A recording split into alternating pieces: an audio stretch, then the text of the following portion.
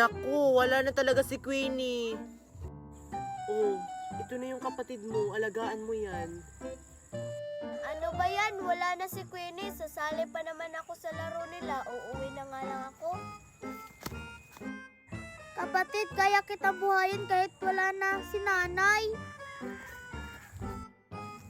Kawawang bata, naulila. Hoy, Queenie! Bumangon ka na dyan. Tapos na yung laro natin. Ay, tapos na ba?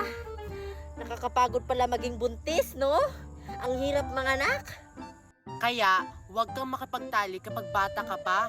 Alam mo namang ang hirap mabuntis at saka manganak. Doon ka na kapag nasa saktong edad ka na. Yun ang tamang gawin mo.